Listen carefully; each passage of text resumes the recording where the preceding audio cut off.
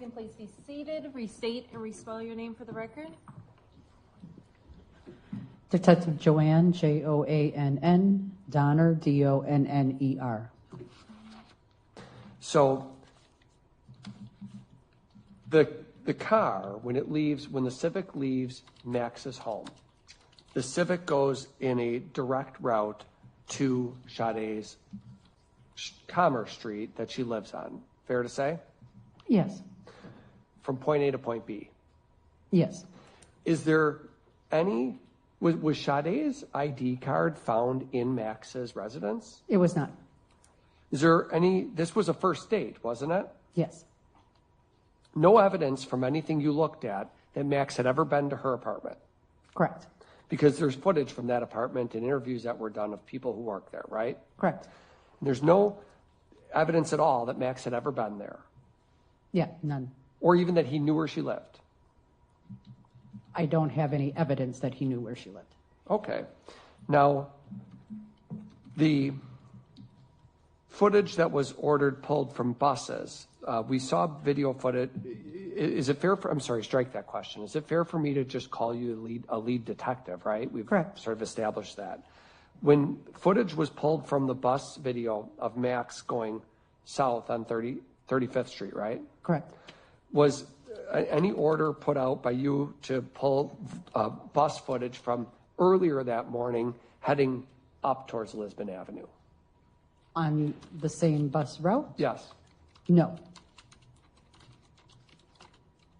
Was any other Milwaukee County Transit footage obtained other than the one sequence of footage where we have Max going from Lisbon Avenue south on 35th Street? Did any other bus footage get pulled?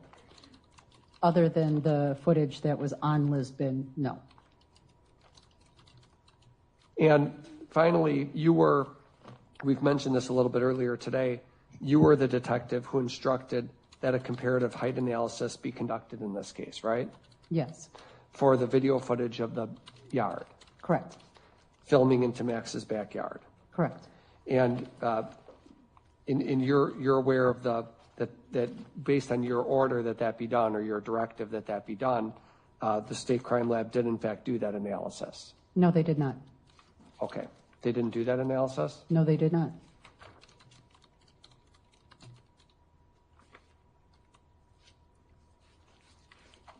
Should I mark this? Where are we at for exhibit? Celeste, can you tell me where we are at for an exhibit? 820.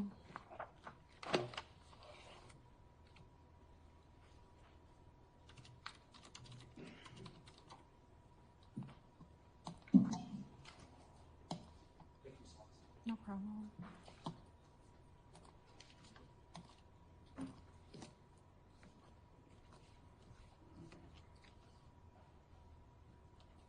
I'm just showing you exhibit 820 and just ask if you've seen this before.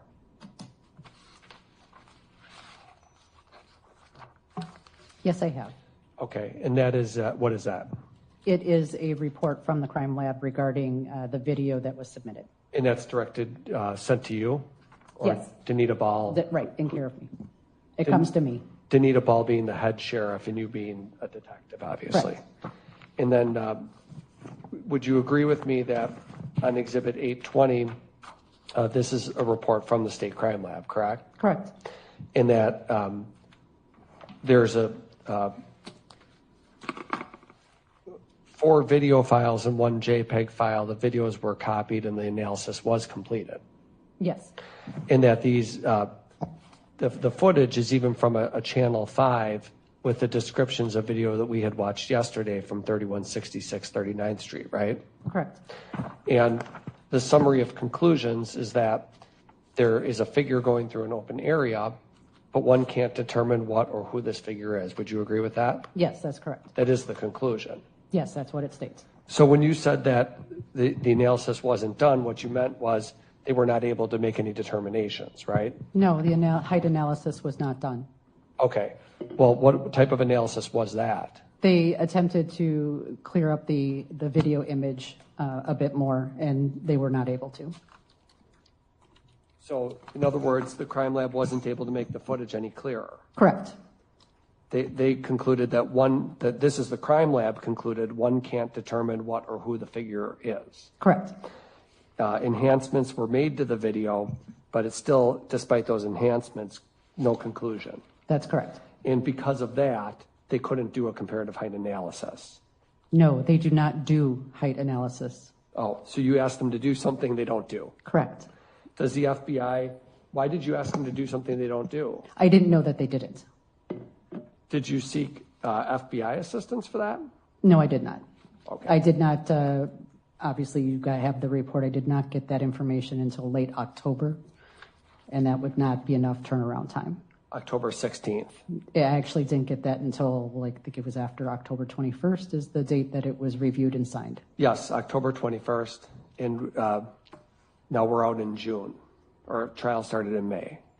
Right, but initially, with the initial trial date, there was not enough turnaround time And then when for the that. And quite frankly, it slipped my mind to even consider sending it to a different lab to try to analyze. That part slipped your mind. Yes, That that's what I part. said. Move Exhibit 820? Any objection? No. 820 is received. I spoke for Ian. No, he's supposed to say no. No objection. So if there was a suggestion earlier that you didn't try to get the height analysis done, that would be incorrect, right? That would be incorrect. You tried to get that video footage from 3166 clarified, and they just couldn't do it. Correct. Okay. So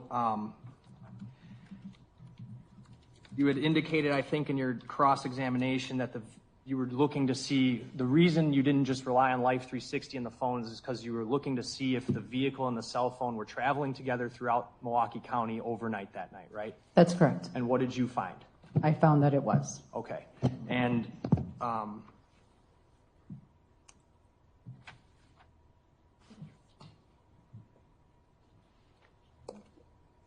you had been asked of whether you had recovered evidence that Mr. Anderson was aware of Ms. Robinson's apartment, right? Yes. But you are aware that they were hanging out, talking at Twisted Fisherman and Duke's on Water all night, right? Yes, they could have easily talked about it. Nothing else. Defense?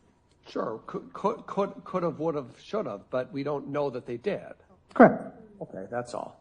Because one of the people in those conversations is no longer with us, right? Correct. Nothing else. Well, that's one reason. Another reason is there's no evidence that they talked about it. Because she's dead, and I can't ask her. Okay. State? Nothing. Thank you, Detective Donner. The Cows, a gusty renegade, in for another broadcast, hopefully to share constructive information on the global system of white supremacy racism. Today's date, Wednesday, June 4, 2025. So I have been told. This is day 7. The context of white supremacy, Gus T. Renegade's coverage of the Sade C. Robinson murder trial. We are almost done. Prosecution said today they have fewer than 10 witnesses left, and I think we got a few of that 9 or less done, so it should be even less than 9 by the time we get started tomorrow. The defense, they only have 6 witnesses on their witness list. Now, they could call some other witnesses that the prosecution has, but that would be they're calling back someone that they've already questioned. So, I don't know. I guess they could, but they got 6 witnesses on the witness list. I don't think Max is going to testify, so conceivably we could finish all the witnesses on Thursday. That would be tomorrow, June 5. And then Friday, closing arguments. Now, I have never sat in on a murder trial. My suspicion, just based on the opening arguments, they were pretty lengthy. I suspect closing arguments in a murder trial, everything that we've sat through all this time, closing in on 2 full weeks, I suspect the closing arguments will take all day. to kind of summarize everything that we've heard during this time period. That's my thought. Or at least it'll take up a good chunk of Friday. Like maybe prosecution, they get to go first, then the defense, and I think they both get like a little final retort, pretty short. So maybe if prosecution takes that morning, defense that afternoon, then they get their, quick rebuttal, and then the judge takes the rest of Friday afternoon to explain all the rules for for deliberating and getting to a verdict. And I suspect that the time it takes to give out all those rules, that might be lengthy. So I suspect that all of that could take up all of Friday, maybe. And so then they can deliberate Monday. I think very realistically, there could be a verdict, should be a verdict by Monday, Tuesday. And if it happens that way, if he is convicted, I am going to even have to go back and give I did say that to Miss Scarborough, because we were talking about, because we kept saying 2 weeks, and I was incredulous, saying, no, the prosecution has all these witnesses and got these highfalutin attorneys. They're going to probably try and object and challenge everything, so it might take, substantially longer, looking like it might be 2 weeks. And I remember once I started to believe, maybe. And I told her, I said, the way I would count 2 weeks would not just be, last week was 1 week.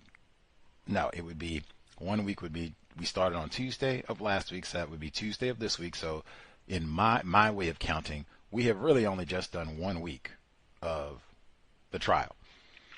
We've been in court now 7 days in court. But I mean, hey, 1 full week of court would be 5 days, right?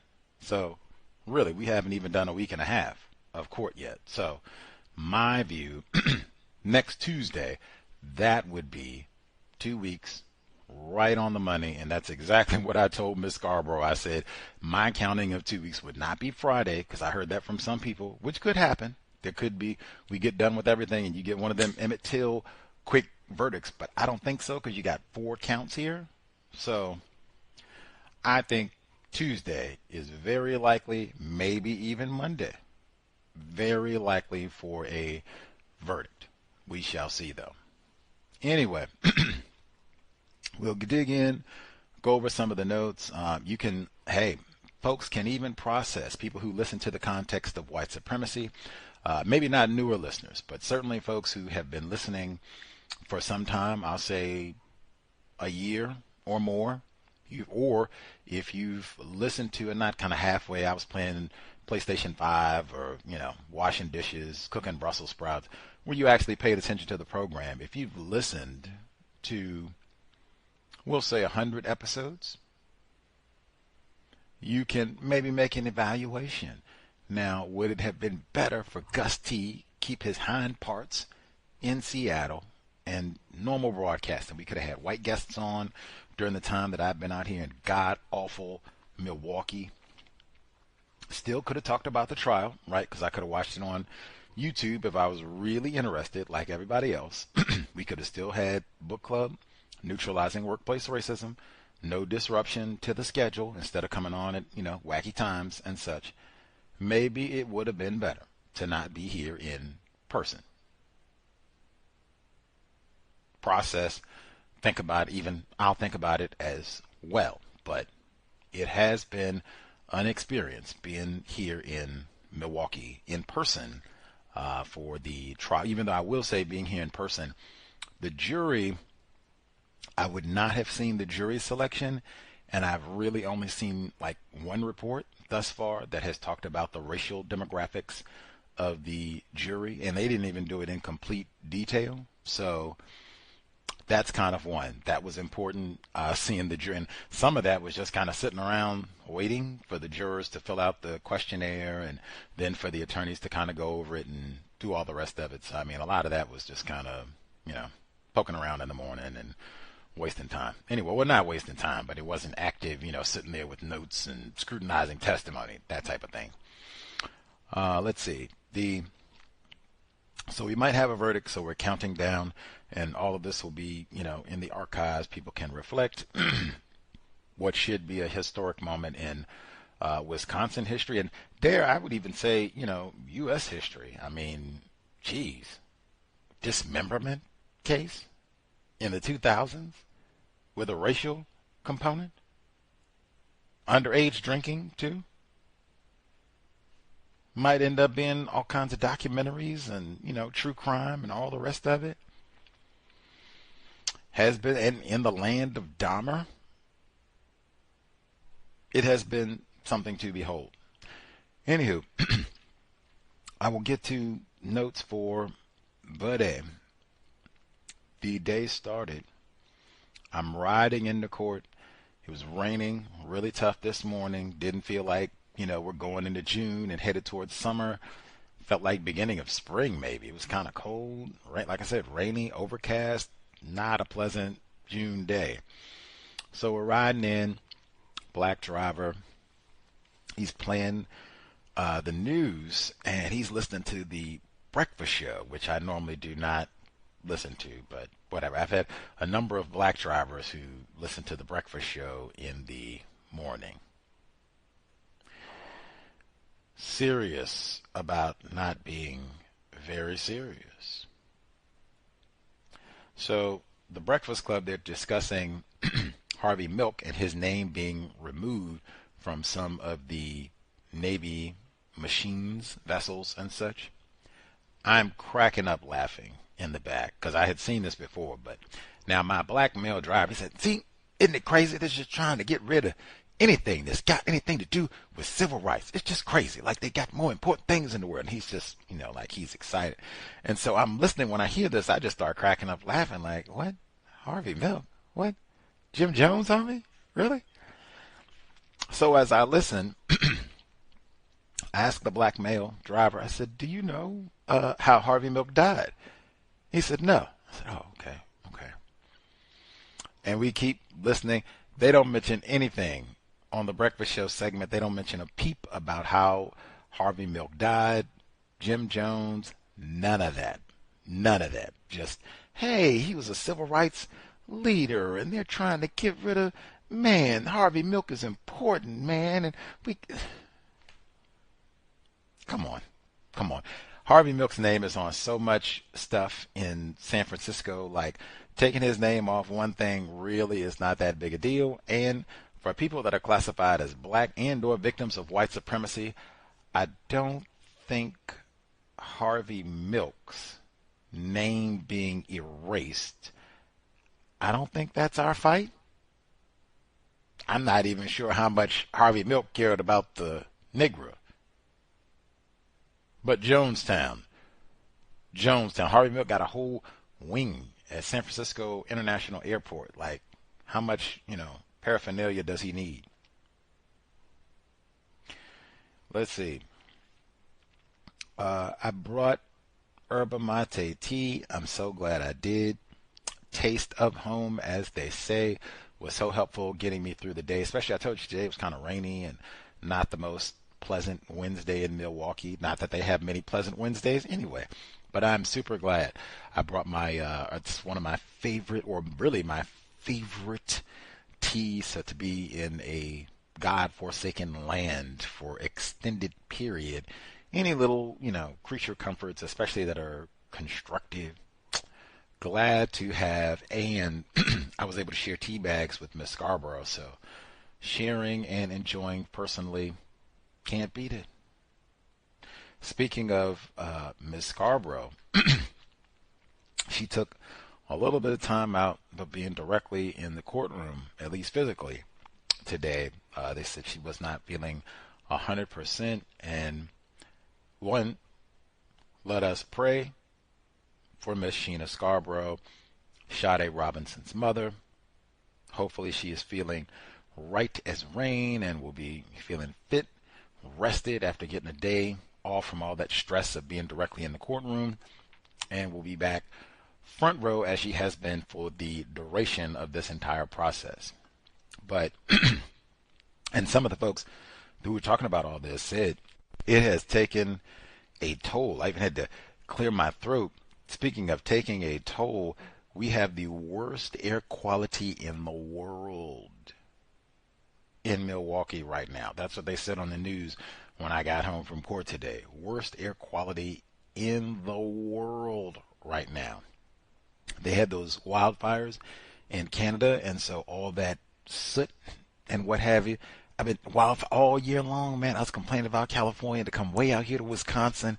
Same thing. And this is wildfires in another so-called country, but all that poison and toxins are drifting down to Wisconsin, and there was all this thick haze in the air after the rain, as predicted from those wildfires. And they said, oh man, you can smell it and see it, and oh man, you don't want to go out there, and worst air in the world. That's what they said. So yes, I am having to clear my throat a little bit, even though I did try to stay inside most of the day today. Court helped, a lot and all that, but still. So speaking of taking a toll, so many folks said, man, it has been so hard, what Sade's mom has had to go through for the past, year plus since she lost her daughter.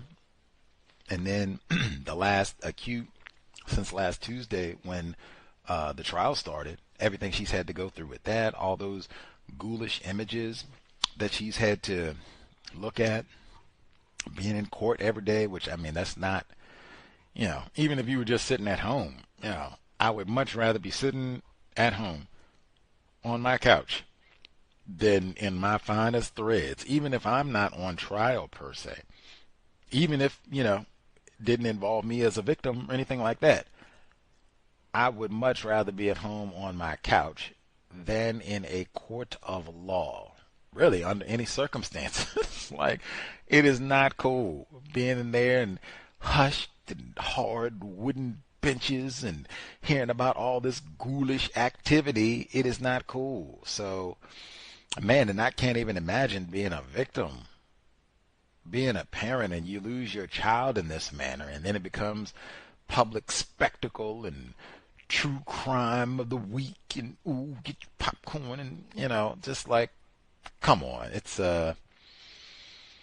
just taking a toll on everybody. And Miss Scarborough, like I said, hope she was able to just get some rest, recuperate, take good care of herself, send some prayers and thoughts to her, and then hopefully she'll be right back front row, ready to roll Thursday morning. But not way beyond Miss Scarborough. The reason I thought it was significant because it seems like almost everyone I have spoken with has talked about being exhausted, tired, sleep. I have it written in all capital letters. Sleep. Everyone I've spoken with has talked about, I cannot sleep. I cannot sleep. I see those images, or I just get stressed. I dream about Sade. Like, I've heard the whole gambit from people. I, think about my daughter and get stressed. I think about myself and get stressed. I just think about black girls being in danger in general and get stressed. I've heard the whole gambit of just all of this, and now I can't sleep. I just think about it. My mind just goes to it. I think about it. I think about it. I think about it. I've heard that from so many people. Traumatized just from this one event. And in fact, I would say the trauma of Milwaukee, it radiates out so far. There's so many people that I've spoken with who've been there to support Miss Scarborough and Sade. They themselves are victims of white supremacy and have, all kinds of just horror stories and examples of the local system of white supremacy. I spoke with a black male, privileged Uber driver in the area who talked about being robbed and shot. It's been a really lengthy list of victims of racism. They still come out to support, but their own victims, just so many, trauma. I remember talking to Miss Scarborough about Dr. Welsing. She said, hey, you can't be a victim of white supremacy and qualify for mental health. I have seen that in my time in Milwaukee. And in fact, it fits the environment because what I've been saying, what's Milwaukee known for? Old Milwaukee. Get your cold one. Say they call the ball team the Brewers.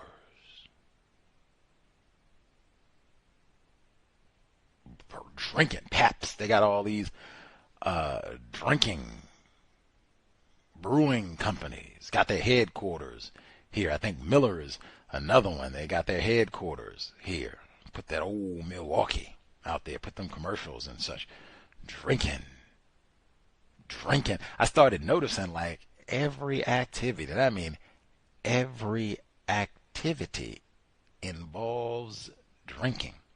Like we can't do nothing without drinking. They're supposed to have the Jazz Fest tomorrow. I said, now you can't bring your own liquor, but they gonna have spirits there. See, we can't do nothing without drinking. Gus T say, hey, sobriety would be best. That's another reason I don't do no hanging out in Milwaukee. Like, they got drunk white people everywhere. Everywhere. No, I'm gonna stay in the house. Let's see. And the two things I will make sure I add. Miss Scarborough, I think, was given extraordinary advice, maybe from the Creator, where the person told her succinctly, no one can tell you how to grieve the loss of your daughter, nor do you have to answer to anyone for the way that you go about your grieving for your child. And I thought that was really important because I don't even know what the map looks like for all of this and the appropriate way to respond and all to this. And I don't have children, so I mean, hey, whatever. And if we're praying for folks, including Miss Scarborough, again, we can make a little room for Sade's younger sister, Adriana. Said yesterday she looked so sad, and I mean, hey, you should. That would be appropriate given everything that's happened. And same thing, she's had to sit through all of this every day. See all these ghoulish pictures and suspected race soldiers sitting right there a few feet away who we suspect did all of this. I mean, it is a lot. And I said, it just looks like it's had such an impact on her and her spirit, and just imaginably so. She and her sister were close. So if you have a spare moment, pray for Miss Scarborough, pray for Adriana. Maybe we can pray for a conviction too, if you don't have, pressing commitments. Let's see. The things I'll get to from the trial. I'll get a few kind of miscellaneous tidbits, and then we'll get to what stood out to me. I saw one of the news segments, and they said later on tonight, 9, 10 o'clock. That's too late for me. Like, I can't do it. They said, but we'll put today's testimony in context. That's what I have done here since last Tuesday, putting the Sade Robinson murder trial in the context of white supremacy. I think good work as well. Why I came here. But with the trial specifically and things that stood out today, kind of, I guess, on a smaller scale, and then I'll get to specific testimony and such. Or not smaller scale. Retract that. Not smaller scale. But so there was one point where there was a sidebar. This was relatively early in the day. I always get excited for the sidebar because the attorneys, they'll go off to the side, or sometimes they'll go to the judge's chamber and they'll talk for a few minutes, and we'll sit there like, what do you think they're talking about? sit and you wait, and they'll come back and they'll explain the sidebar once they excuse the jury. And so they took a break, excused the jury, and then they told us, they said, okay, one of the attorneys notified me that it looked like one of the jurors wasn't paying attention, might have been looking down or looking away where they weren't really paying attention to the person on the witness stand giving testimony, and might have even had their eyes closed for a moment, suggesting that they were dozing. So the judge paused. We took a break at that point. They explained all that once they got the jury out. Said, we'll see if we get a break, blah, blah, blah, all that. So when they came back, brought the jury back after our little 10, 15-minute break or whatever, she told the jurors, she said, hey, if you all need to get up and stretch, you can do that. You don't have to ask permission. If you need to get up and stand, because I know we got to sit for hours and go through all of this. If you need to stand, you can come over here. She points to the area. No big deal. I guess this might have been on TV. Probably was. She said, but you can come over here and stand. You know, you can have your coffee or soda, what have you. If you need a break, you can put a hand up. Let us know. But we'll, do our best to work with you. Make sure that you can be focused, alert, paying attention. And she added, she said she felt like this has been a really good jury. They've been alert, paying attention, taking lots of notes. She felt like this was, just this one isolated case, one person. So, and I told you, it's 15 jurors. 12 will be on the final jury to deliberate, what I say should be soon, and 3 will be excused. Now, the racial demographics again. 12 white people, 3 non-white people, 1 black male, 1 black female. So we get all this information.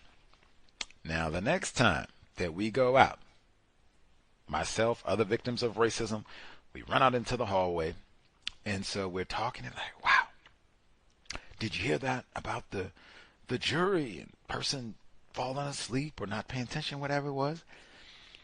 And I wasn't quite sure who they were talking about. I think they might have given a juror number, and they all have stickers on with their juror number, and then the chairs that they're seated in are also numbered. From the angle that I am seated, I cannot see their numbered chairs or the number written on their badges. So, little info lost. I can see racial classification, but not their juror number.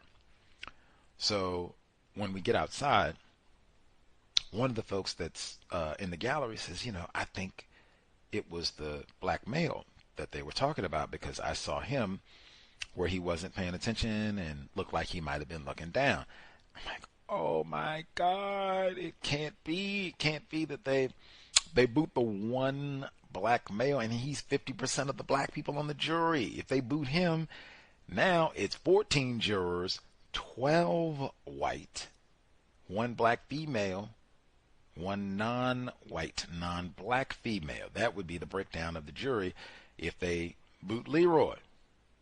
Thankfully, they did not boot Leroy, and it looked like the 1 black male, he did pay attention. I didn't see him nod off or appear to be not paying attention at any further point during the trial today. That said, I will admit, and I told you the jury is seated right in front of me. It's 15 of them, so certainly I don't have the best view of all of the 15. But black male, I have had a pretty good look at him for most of the time. And I would say, I don't think it's any comparison. I have taken way more notes than he has. Way more notes. He's not allowed to do a podcast after he finishes up the day, so maybe he has less reason to take pages and pages of notes. But I had noted that before, so that, because I don't know how they pick the final 12. Like, is that something that's just up to the judge Do they do rock, paper, scissors? Like, how do they, pick out who's going home and which 12 are staying to deliberate? I guess hopefully we'll find out soon, maybe before the end of the week. But that's one right there. Do we lose? Because we only got 3 non-white people. We really can't stand to lose any non-white people to being alternates. It's really got to be some white people. And if I was picking one of those white dudes, if not both, get them out of here. Get them out of here. Yep, we don't need them mucking up the process. Beat it. We'll take our chances with these white chicks, because some of them have at least been taking notes and weeping about all this. We'll take our chances and blame them if things end up turning out wacky. But get these white dudes out of here. That's what I'd have been thinking. We'll see how it goes, and we'll see who the 3 alternates end up being once everything concludes as well. Anywho, 720-716-7300, the code 564943 pound. Press star 61 if you would like to participate. And even, in fact, to the tired, because I said everybody I've talked to has been tired. The jury, the black brother might be tired too. The judge let us go early today. What did she say? They look tired. She's talking about the jury. They probably are. It has been exhausting. I am exhausted. And that sleep thing, I have not been able to sleep. I don't even have words. Dr. Emmy, now that she finished med school, she said, oh my goodness, you're in Milwaukee for the trial and Sade and all this, and they're putting all these images up there and decapitation and chopped off limbs and all the rest of it. She said, oh my God, what are they, they put all that on oh my, what? And she said, what are you doing to detoxify from all of that? And I would say, to a degree, it has been impossible to detox, because as soon as you wake up in the morning, Sade Robinson, information on the news. They're recapping yesterday, what to look forward to the coming day, and they will emphasize, like at 5 a.m., hey, we are 3 hours away from new testimony in the Sade Robinson murder trial, which is true. But I mean, dang, at 5 a.m., like, oh, we are already counting down. It's time here. What did you do, Max? Where's that gal's head at? And then, literally today, when I got home, so when I woke up this morning, Sade Robinson. And then when I got home, literally, I had left the television on, and Sade Robinson, day 7 at the murder trial. And the jacket and the DNA testing. It's like, wow. All day long. It is just relentless. I told you yesterday we were doing the program and my phone was ringing. Milwaukee. And then seeing all those images and what have you, it is exhausting. I was remembering, I was hearing people saying that they hope the trial ends Friday because it's been so exhausting. Then that'll be one thing, scratch that off. We'll have to come to Milwaukee County Courthouse on Monday. For some people, that means go back to sleeping in after 7 a.m. at least. Man. Milwaukee. I went to finally take advantage. Milwaukee Public Library is right across the street from the courthouse where we've been hanging out all day for now a full week, a little more. So I put in my special request orders, ran over there today on the lunch break and got Kareem Abdul-Jabbar material and all the rest of it. Like, wow. So hopefully I can get more goodies as we go. And even this map, I had to talk to you about that as I get through some of the court data from today. But learn a little bit about local history, things that have happened where you live. You should not be like an ignoramus about events that have happened, on your block, your part of town. You don't want to be ignorant about that, especially if it does relate to white supremacy, racism, and or non-white people trying to produce justice. Oh yeah, you should know at least a teaspoon, at least enough to write, a sentence or two. Anywho, Kareem Abdul-Jabbar, Milwaukee. Let's see. Testimony from today specifically. So they have a white woman. She is an enforcement official on the stand, Rachel Smith, homicide detective. And so she gets on the stand, and she had been talking about the video footage out front of Maxwell Anderson's residence on the evening of April 1st and into the morning of April 2nd. And basically, she had looked through video footage, and they put it on the big screen, and she said, well, see, they got this figure who's consistent with Mr. Anderson's 6-foot height frame out finagling the fence. And I thought, importantly, she pointed out on the video where the figure can be seen manipulating the motion-activated light in the backyard. And after you can see them fiddling with the light, it doesn't turn on anymore.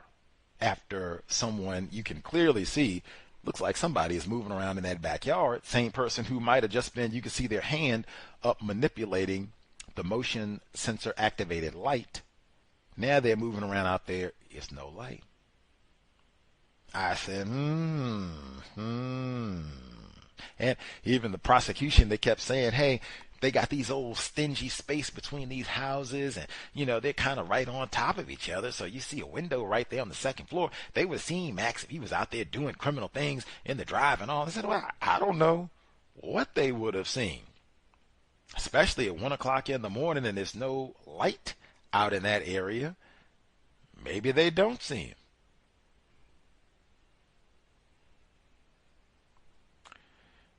Anywho,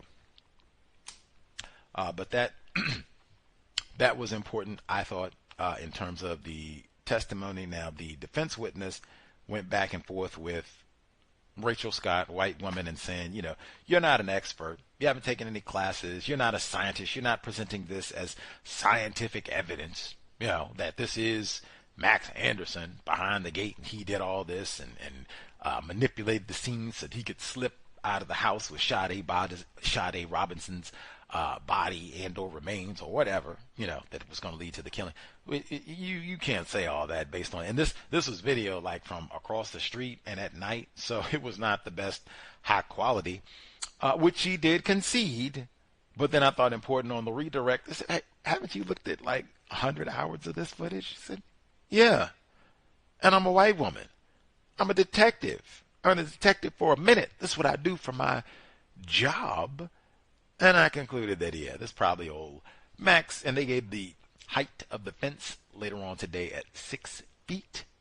And that's about approximately the same height as good old Max. And certainly way taller than Sade. She ain't going to be eye level with no 6-foot fence unless she's standing on something or, something really wacky is going on out here in Milwaukee County. If Sade is up towering over a 6-foot, like what is, because she on stilts? What's going on? What's going on?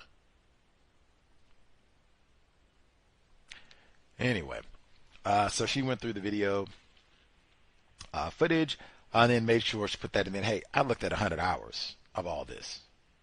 I think I know what I'm talking about. Let's see. They had picking out other folks who had important. So they did a lot of video. That was a lot of what they did yesterday was video surveillance footage showing Sade Robinson's car, blue Honda Civic, distinct C-shaped license plates, and showing them all over Milwaukee County on the night of, basically be like the morning of April 2nd, 1 a.m., 2 a.m., 3 a.m., all that, showing her vehicle motoring all over the city and suggesting that her cell phone was in the vehicle, but Sade was not in the vehicle. If she was not alive. That Maxwell Anderson had commandeered her vehicle, had stuffed her remains in the car wherever, and was driving all over Milwaukee County. And that's some of what you heard in the audio at the beginning, where Detective Joanne Donner, white woman, she was kind of like the lead detective on this case. She's been sitting at the prosecution table the whole time. She was being cross-examined by Anthony Cotton, white man, and he's talking about some of the Wisconsin crime lab measurements, and specifically about the height, and then about the vehicle, because they have that big kerfuffle, and saying, hey, Max, he didn't steal Sade's driver's license. He didn't steal her identification card. He didn't go loot her mailbox. Max didn't know where she lived at. You got the GPS coordinates, and it shows that it was a straight A to B line from his house to her house. Maybe she just left. Maybe she wasn't abused. Maybe she went home. Come on. And they pointed out, they checked the cameras at Sade's residence. They already showed us some of it. No evidence that her vehicle came there, drove through the parking lot. None. That was yesterday in terms of, or not yesterday. They started with that today when they got Joanne Donner back on the stand. She had testified before, but Anthony Cotton, white man, defense attorney for Max, and saying, yeah, man, you don't know that Max took this car and drove over to where Sade. How would he even know where she lives? And she said, hey, I don't have direct evidence that he stole her ID or whatever the case may be. And hey, they don't card at Milwaukee bars, so maybe he didn't see her identification. But importantly, she said, hey, I watched the video of them kicking it for hours. So, hey, it's very easy to suggest maybe they talked, he asked her where she lived, and he ascertained that information verbally through the course of the evening. Very easy. And if I got your car, he could have just cracked the glove compartment and went, oh, you got your registration in the car. You're a responsible motorist.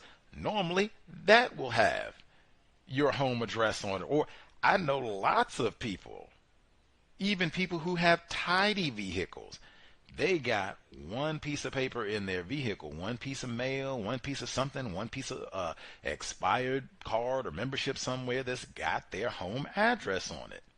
That's not that, big. If I can steal you, I can get your home address, I think. Plus, they had been hanging out, before. Anyway, but you heard all that in the exchange, and I thought Detective Donna thought she did a great job. And even the prosecuting attorney, Ian Curzan, coming back saying, hey, one of the reasons that we can't ascertain how did Max know where she lived, or did she know? We can't ask Sade. Did you tell Max? Because she's been dismembered. Probably by him. We think. Oh, Anthony, coulda, woulda. Anthony comes up. You coulda, woulda, shoulda. You don't know that. You don't know that. I don't know because I can't confirm and ask Sade. And real talk, hey, we could solve all this. Hey, Max, you see that Bible up there? Go on, put your hand on it. Take a seat. Then we can get right to it. Hey, Max, did y'all talk about where Sade lived at any time? Speak up. Microphone work. Speak up. You don't want to talk?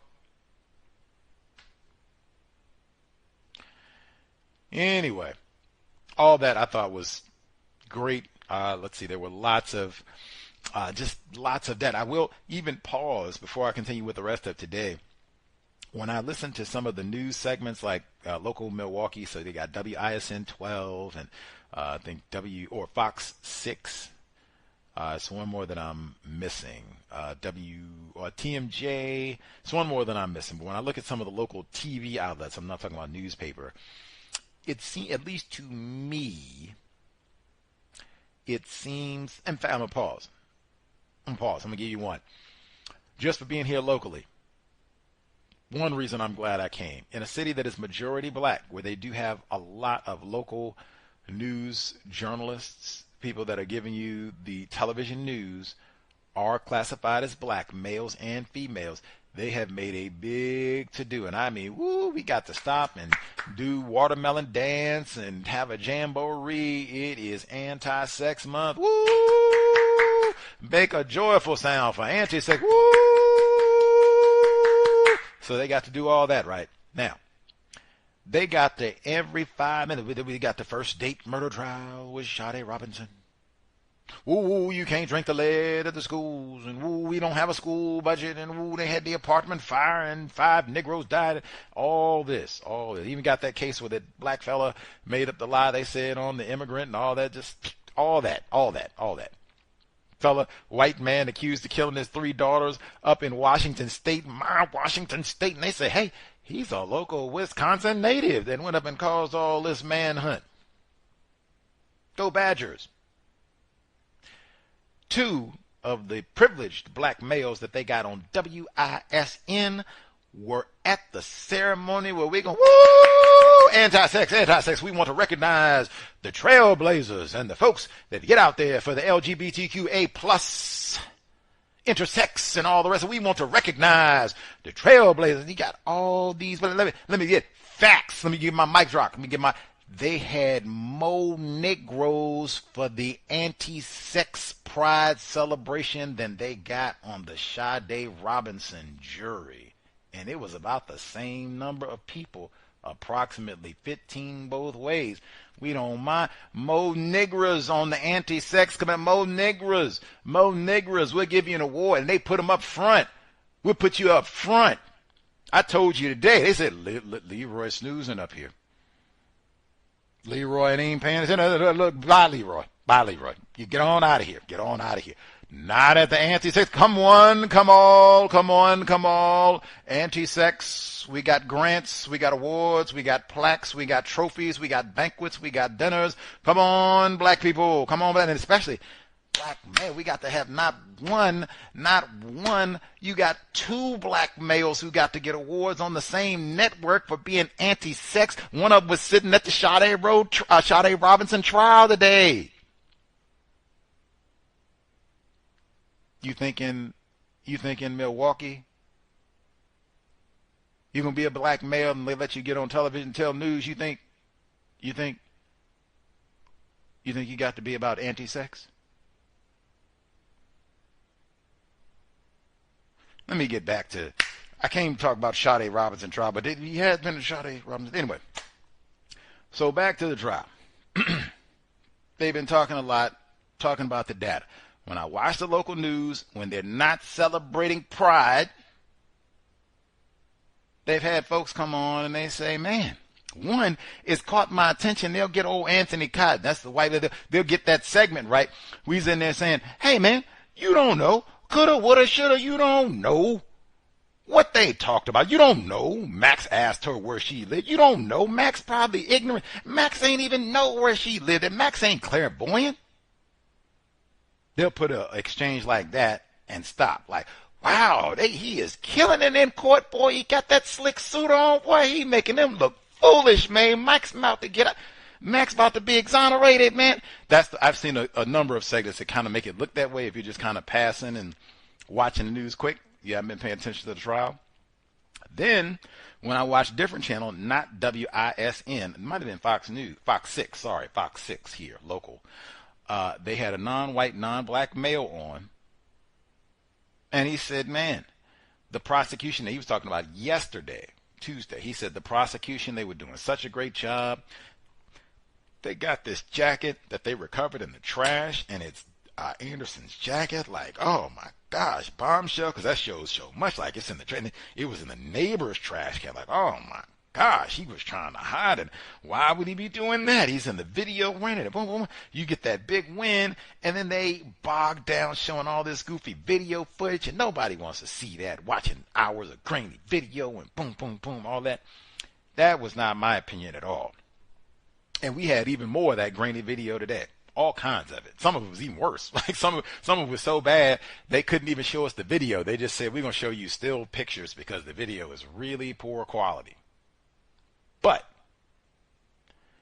we got racks, and I mean, or I shouldn't say we, but, or yeah, we were shown hours of surveillance video footage basically from all over Milwaukee County from April 2nd, a little after, or I won't say a little before 1 a.m. on the morning of April 2nd, all the way through about 7 a.m., even a little later, of Max Anderson, we suspect, riding around in Sade Robinson's vehicle and being captured on cell towers and license plate readers and business cameras, residential cameras, all over the county of Milwaukee. Driving to Warnemont Park, where the leg was discovered, driving away from. They got the phone. Sade Robinson's phone is in the vehicle for a lot of this, so it's pinging in coordination with where the vehicle is being picked up at to corroborate, it is in fact in this location and what have you. I did not think that was boring. I did not think it was irrelevant. Or, oh man, they're wasting all this time. In my view, it makes it so meticulous in showing position. Who's driving the car? You say it's not Max Anderson. How could it be Sade Robinson when it goes to the location where she's found dismembered? Did she drive herself there and chop herself up? How did the car leave if she did that? We scratch her off. Who is this? And like I said, the video footage, they said it yesterday with so much emphasis. He got that detective on there, Detective Lopez, racially ambiguous. I said non-white. We got to say, hey, cut all that fool talk. The last time Sade Robinson is ever seen alive, she's with Maxwell Anderson en route to his house. We never see her alive again. Where is the evidence? They said it today. Maybe there was someone lurking outside Max's house. Not Max. And they snatched up Sade. Where is the evidence of that? Do you have cameras of these mysterious lurkers? Who are these people? Same thing. Why, you asking about Max's motive? Why would this mysterious group of lurkers, or singular lurker, why would he be out to snatch and grab Sade? We thought Max was stealth. He done hid the skull and hid the backpack and hid the shoes and hid the sweater, even though they did locate that. Who are these stealth ninja lurking people? We ain't never found them. They weren't on no cameras. They just snatched her up and then blamed it on Max. What? Come on, man. Talk sense, man. Talk sense, man. So they showed the video. And the video, I think, is important for about a billion reasons. Even more so as we've continued to watch it. Even one I can say today that clicked for me. We've been watching this video footage since last week. They've been showing the video footage of the car going to Warnemont Park in the morning. And like I said, all over the county of Milwaukee. We've been watching this video.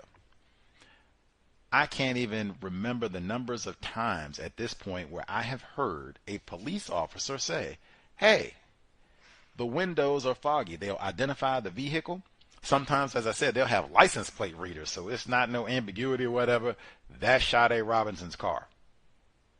But they'll pick it out. It's got several distinguishing features about that specific car that they're, ping, that's it. There it goes again. You'll watch it drive around. Ping, there it goes again. You see it driving around, watch it drive up the road, all this. But they said the windows are fogged up. The windows are fogged up. And you can see them. They got a number of the video footage. It's not poor quality. It is in color. It is HD. You can see the windows are fogged up. And they're fogged up all throughout. And like I said, so you're watching video of this car driving around from a little before 1 a.m. all the way till it starts to get light at close to 7. This is in April of last year. You can think yourself, and especially if you're going to be moving around driving for that long, like this is not a quick 10-minute journey or something like that. You're driving around for hours at night. Your windows are fogged up. You have a new vehicle too. This isn't some old clunker. You got a 2020 car, so it's only 4 years old in 2024. How many of you all are not going to turn on your defogger? You're going to ride around for hours at night in the rain. I don't care. And particularly, let the front windshield, because they point that out. Look at the front windshield. It's all fogged up. They keep pointing out it's all fogged up. Look at the front windshield. It's all fogged up. You see lots of other cars, their windows aren't fogged up. He has the rear driver window. There's an obstruction. You can see it. Either he's put a blanket or something in the window. And he said, oh, yeah, you don't want to be seen. That wasn't in Sade's car before. You can see that.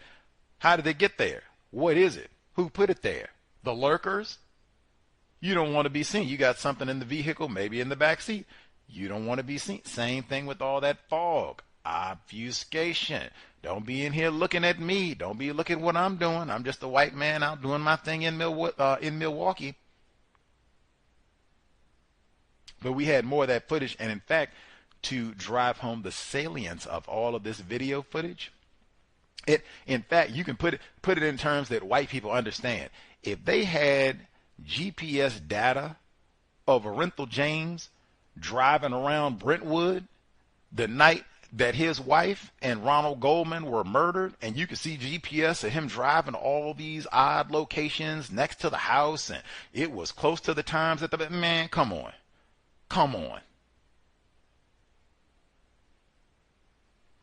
They drove the importance of all of this surveillance footage, catching this vehicle for that entire night, and then him on foot as well. They drove home that importance. They had the same Detective Donner that you heard, Joanne Donner, white woman, at the beginning today. They had her come with a map of Milwaukee County. They gave her a Sharpie, and she drew a line that just basically traced everywhere that Max Anderson, based on Sade's phone records and the pings and her Life 360 app, which traces your phone, right? Based on that, and then based on where the Honda Civic, Sade's vehicle, was caught on the cameras throughout the city, they traced a path that showed that car, watched it the whole way, and explained the significance of where would you be going here? Oh, this is driving by Sade Robinson's residence, which I think is ingenious. If that was a part of his plan, like, hey, I'll really throw him off. It'll be like, oh, no, nothing happened to her. She just went home. She was in her car. She went home, and that was that. Maybe somebody stole the car or whatever, but I mean, hey, she went home. I didn't have nothing to do with it. What are you talking about? She left my place and went right home. What are you talking about? Think he's so slick. But they show the car driving around all of these places, and they explain the significance of why would it go here? Why would it go there? Oh, and it starts from going north after it does the fake out. Oh, I'm going to Sade Robinson. Boom, boom. And then eventually it starts making its way back down south.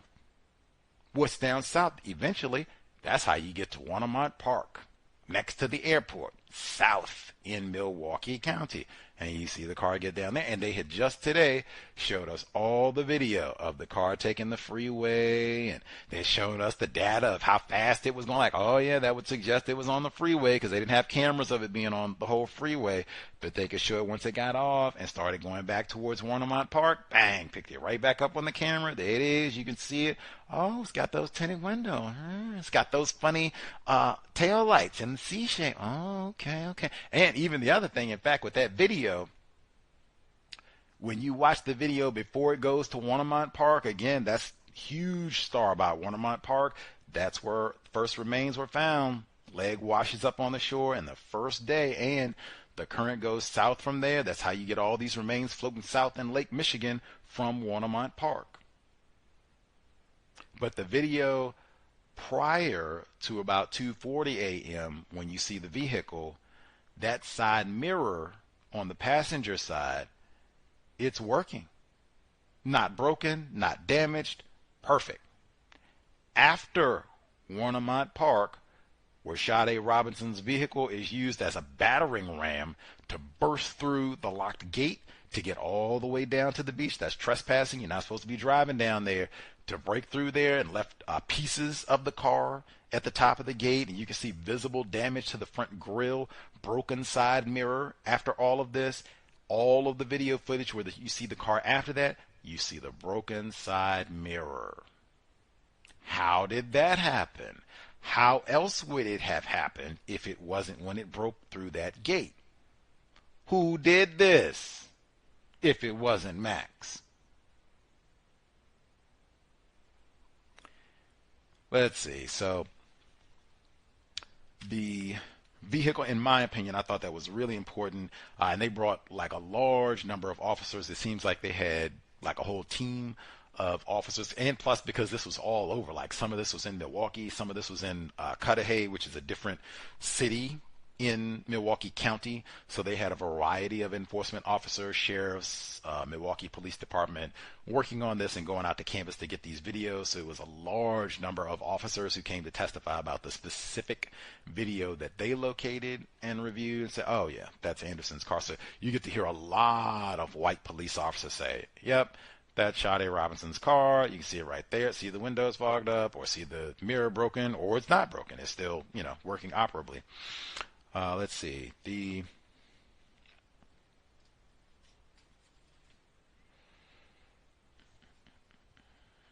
And with a number of these white officers, there was no cross-examination. That would be another one that would stand out for me. In any other case, you got white police officers, hey, what they say, salt of the earth. White police officers don't lie. Sorry. White police officers, they don't lie. So we always take their word. I mean, you got to be outside your mind. Mark Furman didn't come in here and lie on the stand. Get out of here. You always believe a white police officer. They got like racks of them. They got white police officers from Illinois. We're in Wisconsin. They got so many of them. They had white FBI agents come testify. Wisconsin State Crime Lab officials come testify.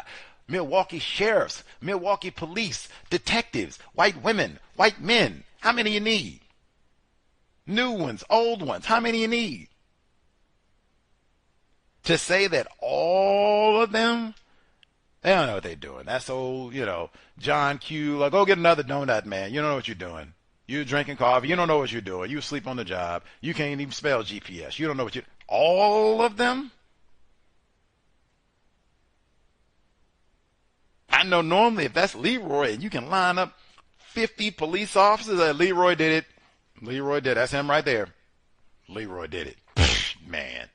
And they got video footage. Seem like they might know what that's Leroy on the video. Like, oh man, yo goose might be cooked, Leroy. If this was a black, I put it this way.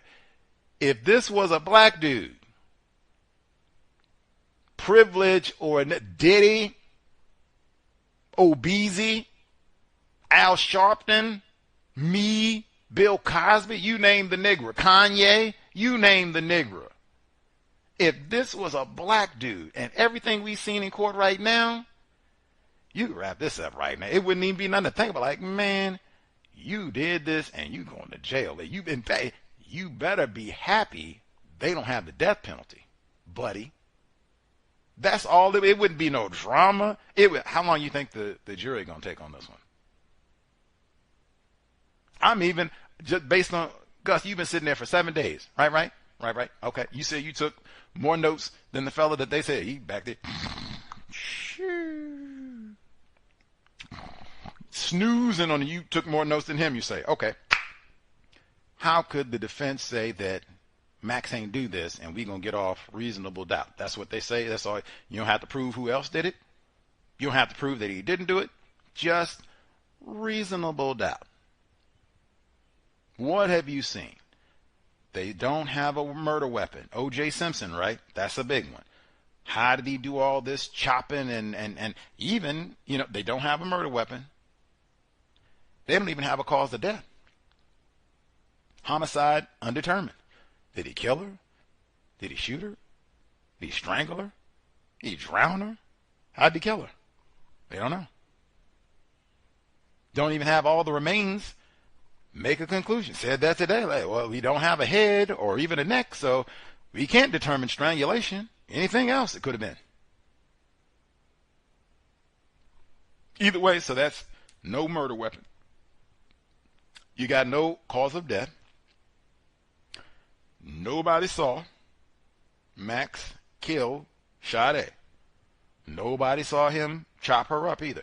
Not only you don't have a murder weapon, you don't have dismemberment tools either. All those goofy knives and axes and all the rest of it, none of Sade's DNA on any of those cutting instruments. So you don't have a murder weapon. You don't have dismemberment tools. You don't have a luminol sight, in his house with it. Hey, look at all that blood and all that. None of that. None of that. So that's maybe that could be a lot right there. They did all this talking for hours about, hey, we got that vehicle right there, and we think that's Max driving the car. It left his house. They were together at his house the whole time. Like, who else snuck into the unit and got the car keys and like it was Max. You don't see. There's no video that shows Max driving that car on April 2nd, that night, not one shot.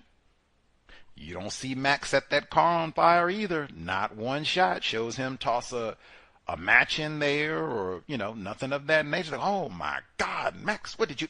You don't see that. So, you could really hammer all, hey, we didn't see him set that car on fire. He said he didn't do it, and we didn't see him do it. We didn't see him do no chopping, and we didn't see him kill Sade. Heck, we don't even know how she was killed. We ain't got no murder instrument, and nobody saw him do the fire part. We have to put that aside because they did play a video where somebody did see him. Two somebodies did see him, and they pointed directly at him and said, he did that.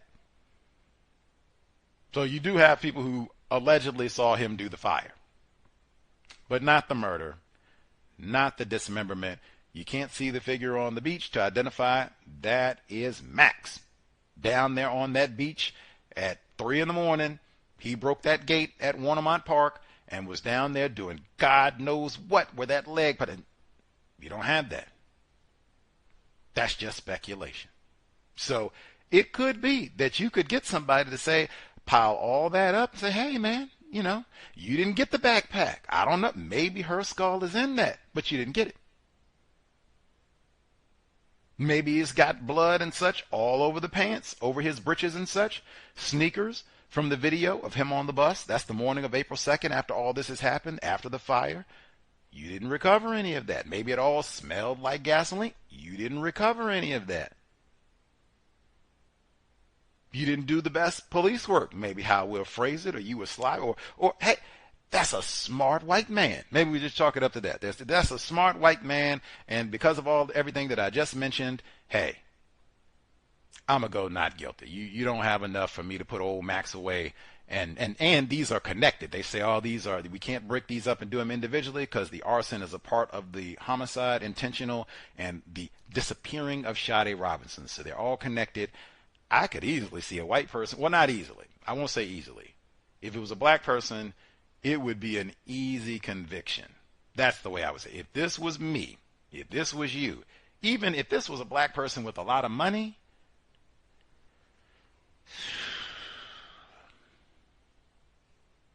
I think you're out of here, buddy.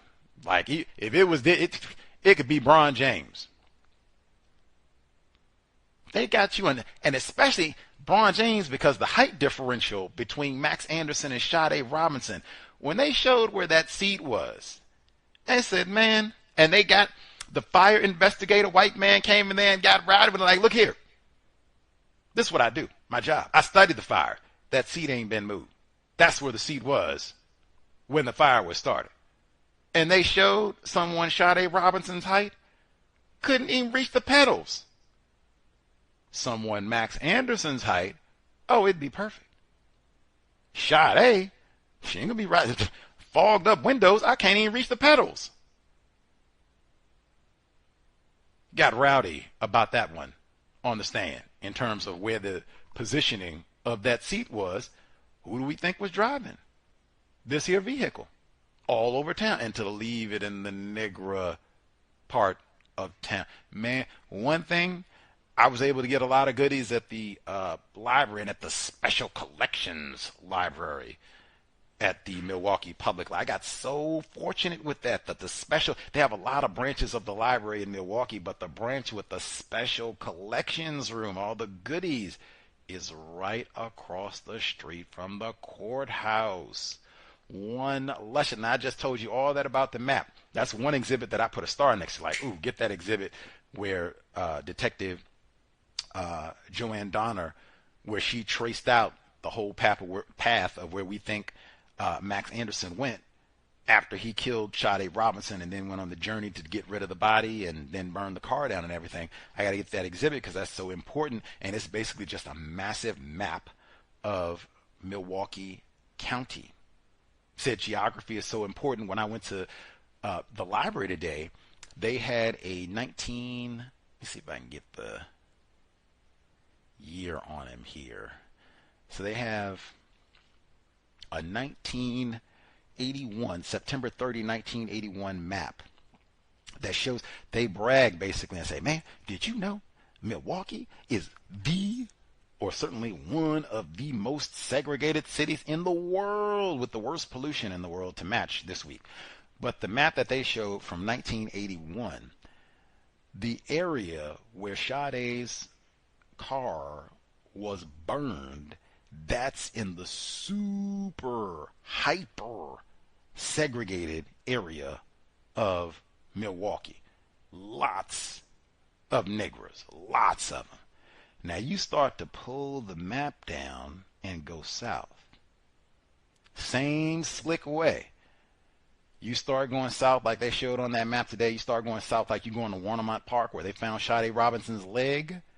As you go south, less and less and less. In fact, I can give you the exact ratio. By the time you get down here, close to Warnemont Park in Cudahy, spelled C-U-D-A-H-Y, by the time you get down there, you go from being in a region where this car gets burned at, that is in the range of 50 to 80% black.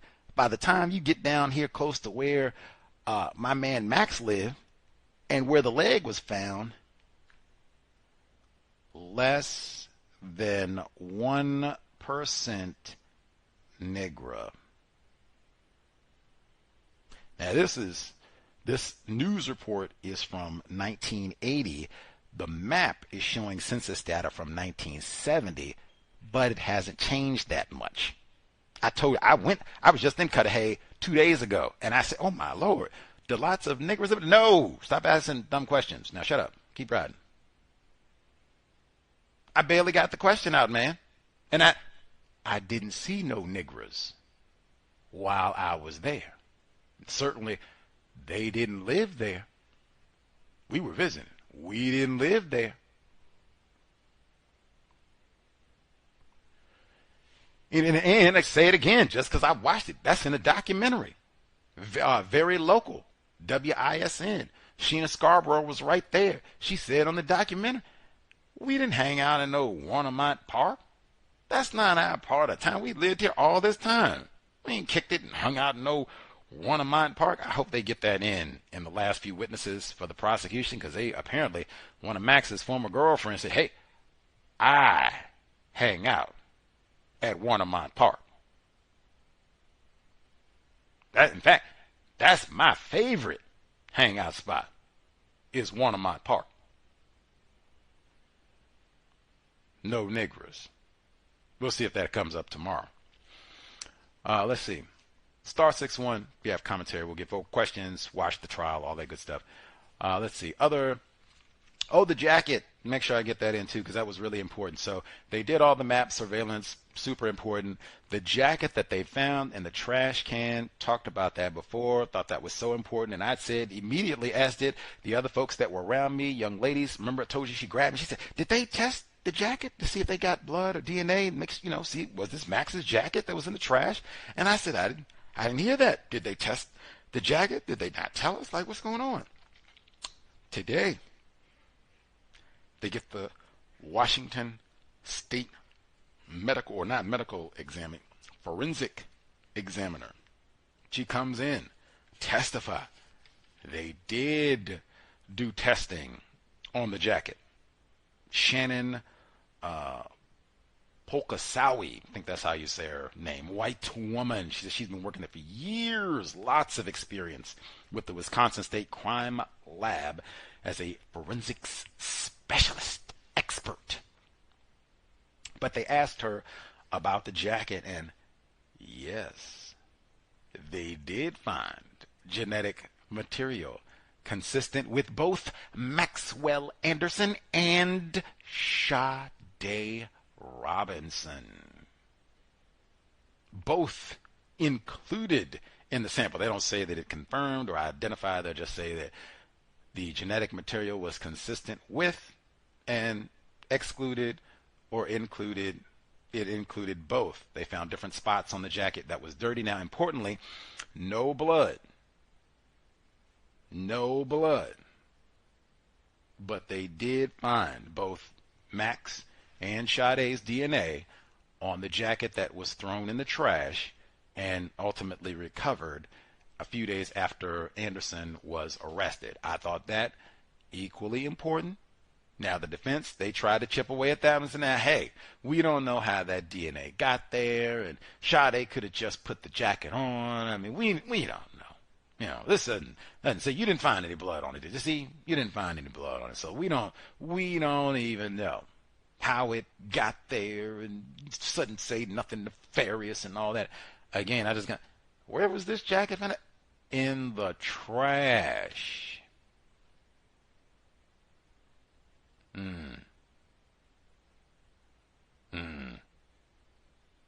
They were not able to recover fingerprints from the matches that were found in the jacket that was a part of the testing that she testified to. She also talked about other tests that were conducted in Maxwell Anderson's home.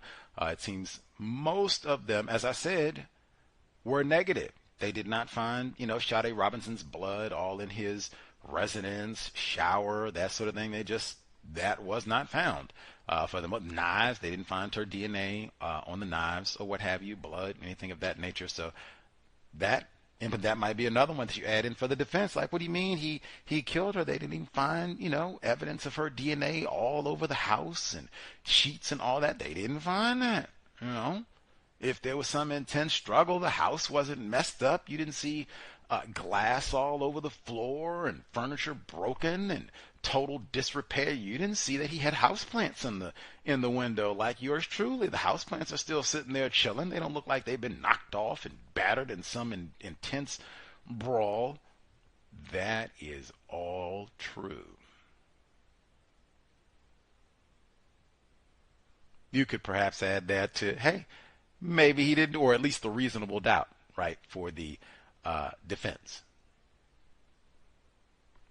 Again, I'm of the opinion, I've never, and certainly now having sat through the trial and having been down to Warnemont Park, I am not of the opinion that he had to do all the chopping and even the killing at the unit. I'm of the opinion just because of the amount of alcohol that I watched them consume and all the video that they showed, it would have been so easy for him to get her 19, younger and smaller than he. It would have been so easy to ply her with alcohol, get her to where she's not thinking correctly, and or add something, slip something in her drink, and get her incapacitated to where there doesn't have to be some big brawl, fight, whatever the case may be.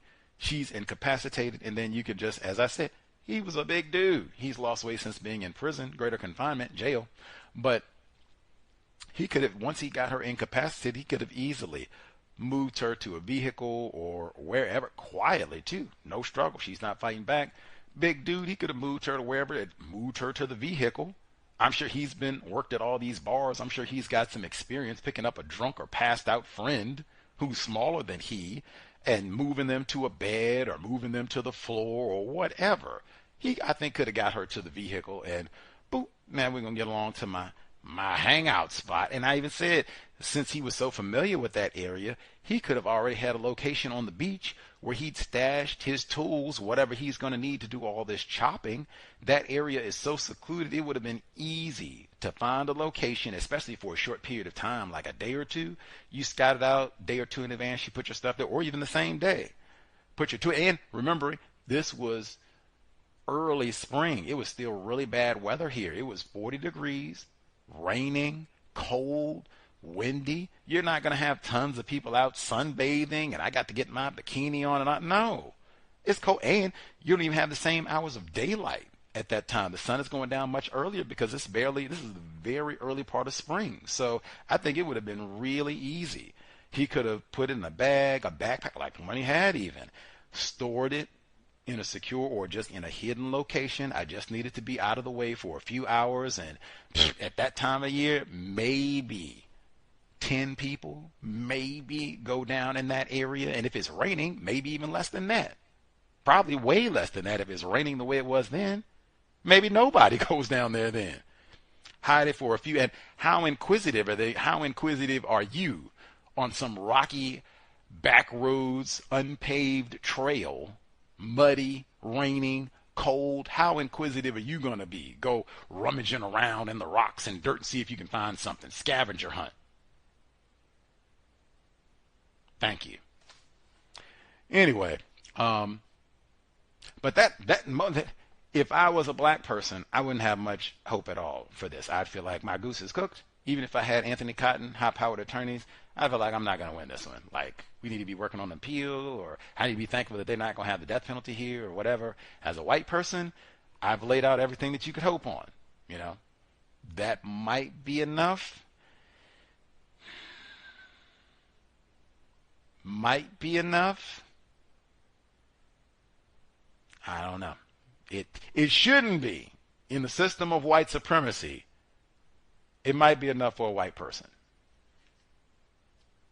All you have to do is convince one. It might be enough to get a mistrial, something of that nature, make them have to do it all over again.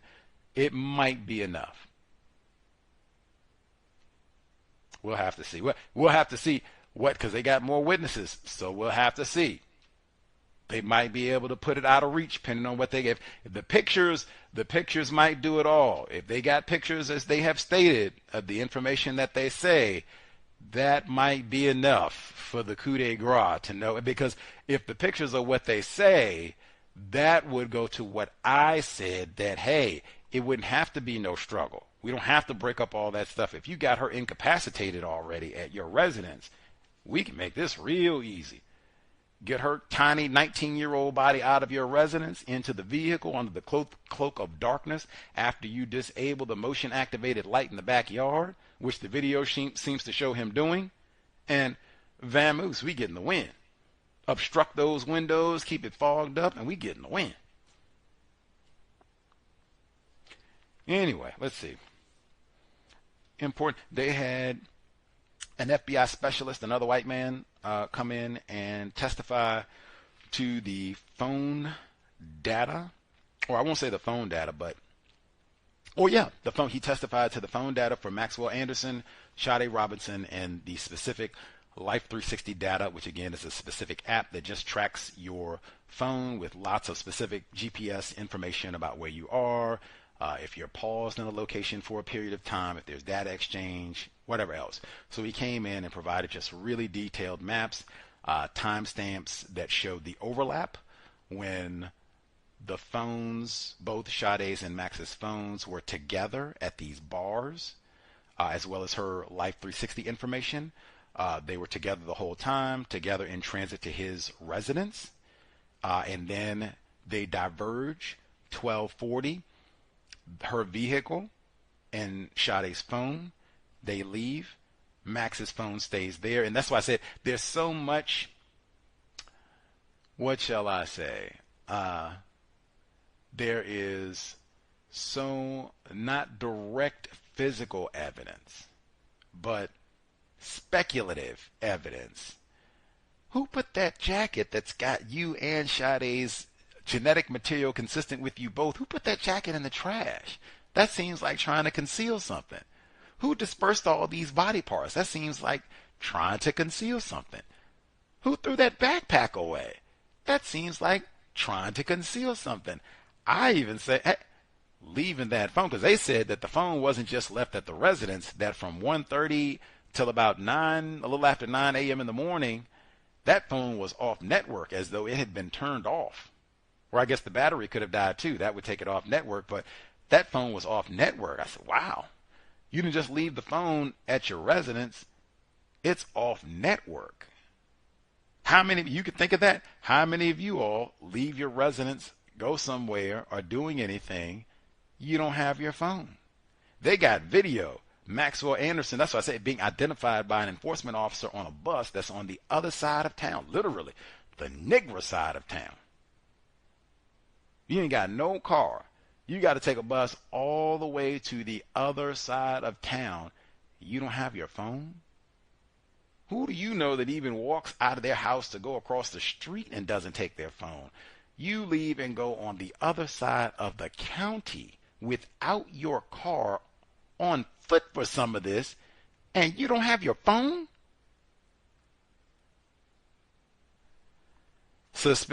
And in this context, someone goes missing who was last seen with you. In that context, you don't have your phone, and they can't find the clothes that you were wearing at the time of this disappearance, and they find the shirt that you had on the last time you were seen with her alive in the dryer after it's been laundered. You're not even a clean person like that. You had to go and wash this shirt immediately and throw the sweatshirt in the trash immediately? Nah, buddy. You did this, man. All of that. You guilty. You behaving like somebody that's guilty. His lawyer said that too. He didn't behave. He didn't shave his head, man. He didn't, go out and throw up. Well, you did scratch that. He didn't. They said the other jacket that he was wearing the night of the date. He said he didn't throw it in the trash. He wasn't acting like a guilty person. Yes, he is. And matter of fact, take the stand. Take the stand. You didn't do all this. You can plead not guilty and waste all this money for this trial. Hey, put your hand on the Bible. And they criticized Lorenzo James. He didn't take the stand. What you got to hide on it? Take the stand. Give us a little bit of entertainment. Hey, we'll stay an extra day. It's no problem. We want to get out of here, but if you want to take the stand, tell us where that head is. Tell us you didn't do this. Who was lurking in the alley? You think nabbed up Sade? Come on. They continued. Important. This was important too, because I had asked Ms. Scarborough about this, and I said yesterday about the rumors, because they had said, and I had even thought this because they had reported maybe they met on an app, some sort of dating app, and they were going to go do this first date. Man, they pulled the surveillance video, and I'd heard this mentioned on the news about 2 days before the trial started. Once I got to Wisconsin, or maybe a day or two before the trial started, I heard it. They said that they had surveillance video of Sade and Max hugging, doing shots, hanging out at Victor's bar. Now, this is a different bar from the bars that they went to on the night of April 1st, the night before Sade Robinson was killed. This is on March 29th.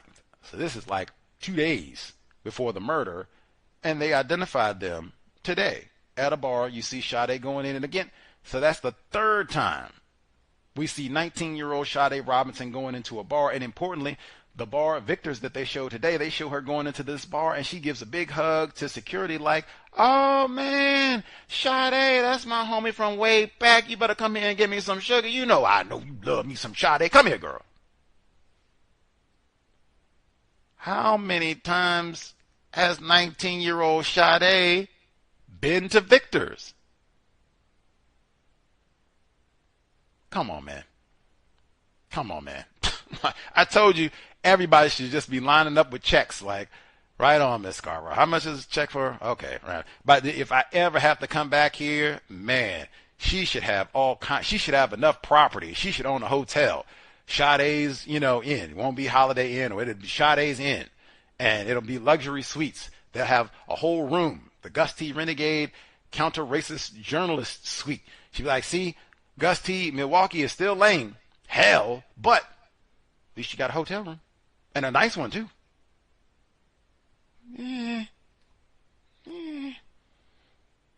All right, I'll come back for a day or two, kick it. And then got to, I don't have to stay long. Write a check, man. See, for Victors, right? You just go down the line. Victors, Dukes, Twisted Fisherman, go back.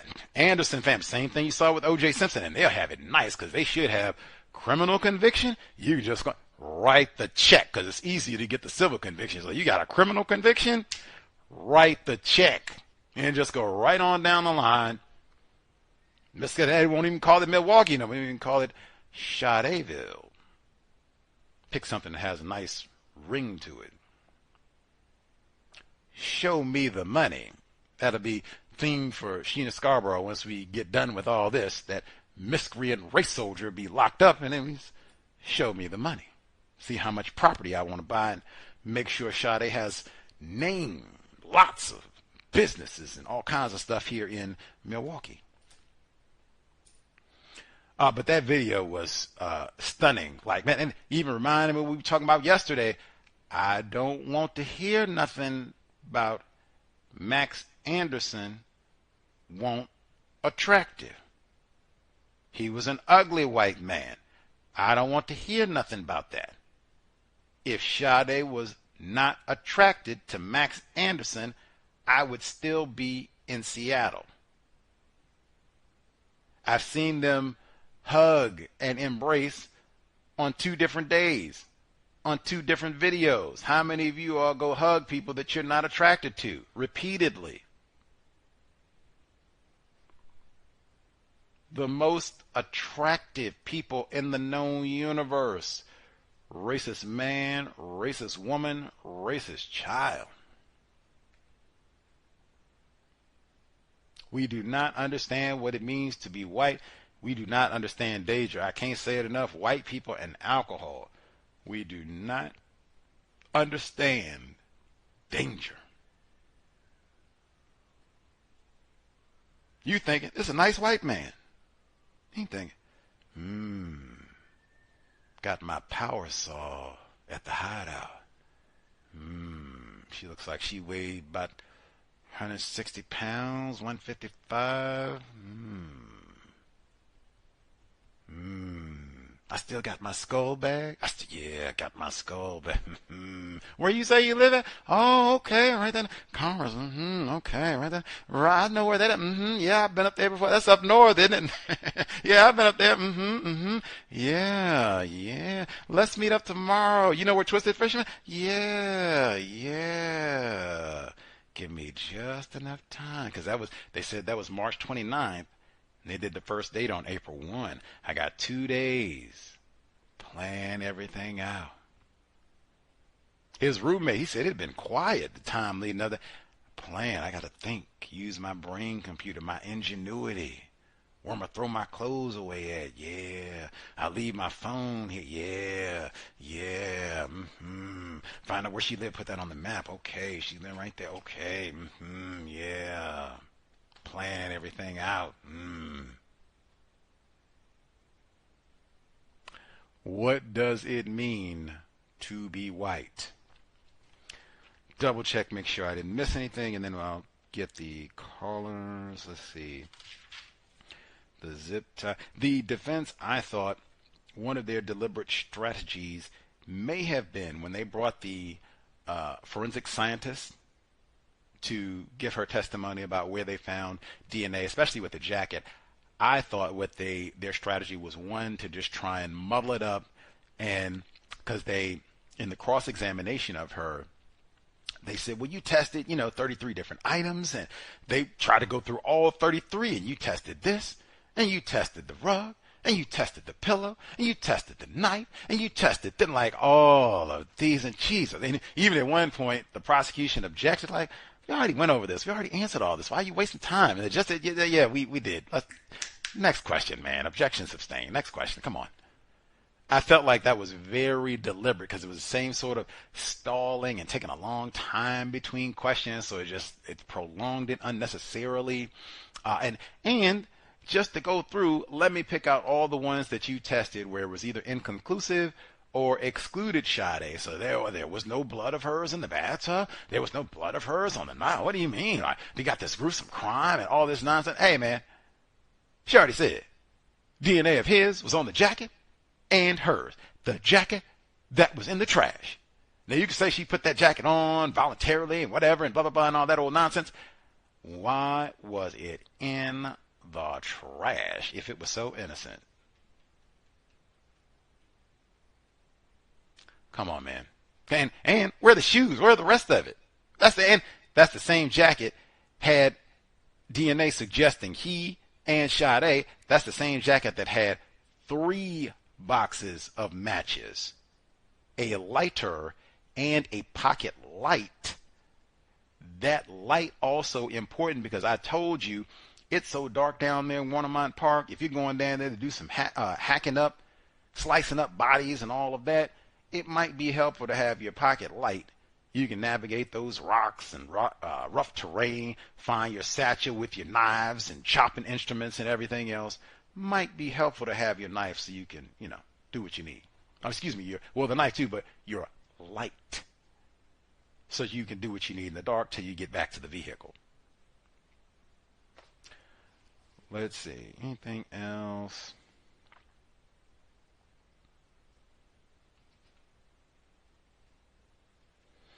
Those were many of what I thought were highlights.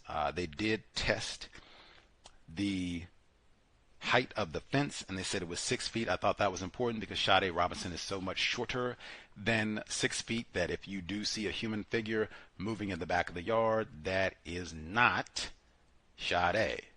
Who is it? Let's see. Anything else?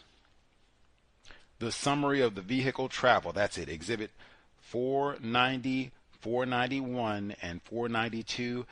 That's an exhibit. I would say maybe even get a copy of that one if this case is important to you because it shows the whole travel of that vehicle from the time it leaves, Sade's vehicle, from the time it leaves Max Anderson's residence, South Milwaukee, all the way up through the dumping of the body and all that in Warnemont Park. And it has ticks on it so you can see this is where the camera picked it up. This is where the camera picked it up, all of that, and all the important spots. Warnemont Park is marked. Sade's apartment is marked, all of that, so you can kind of see and make sense of the geography of, okay, I see where all of this happened at. Exhibits 490, 491, 492. Let's see, anything else?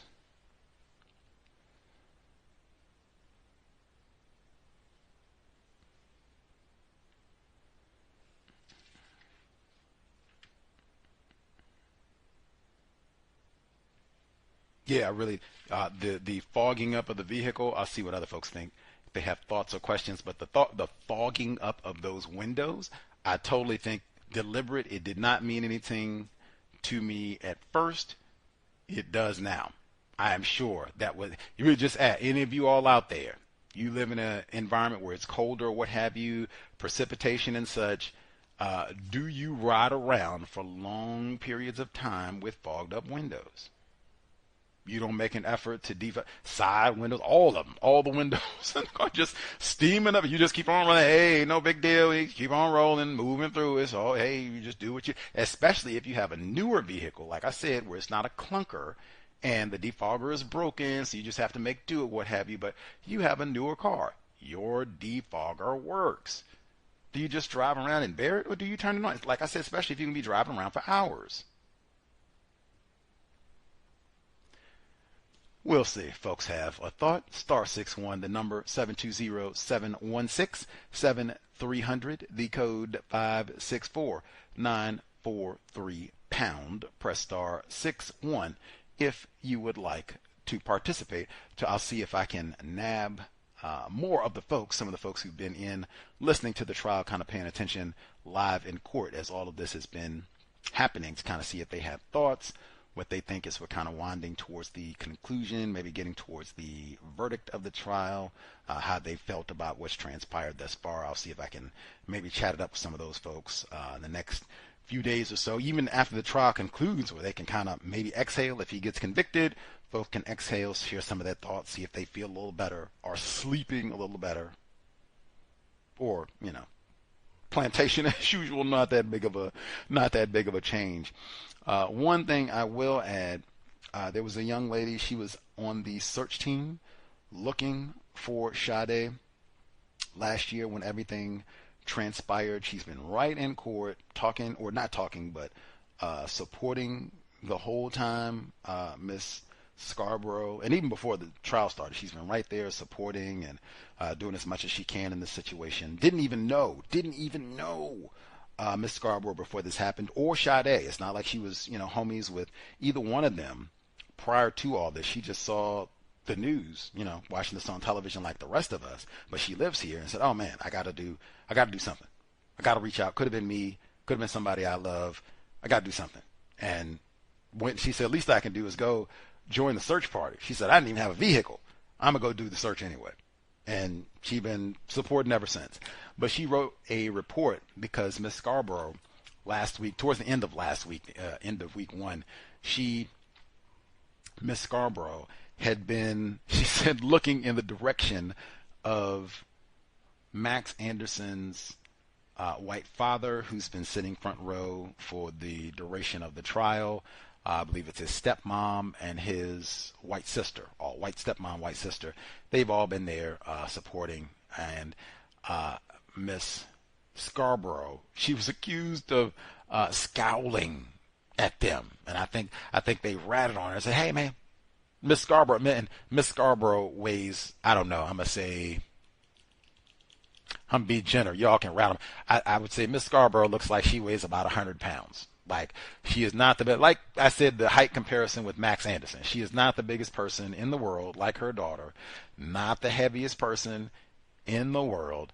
Maybe 100 pounds. Max Anderson's dad looks like he weighs over 200 pounds, over 6 feet tall. Literally, he looks like he would be about 2 or 3 Miss Scarboroughs.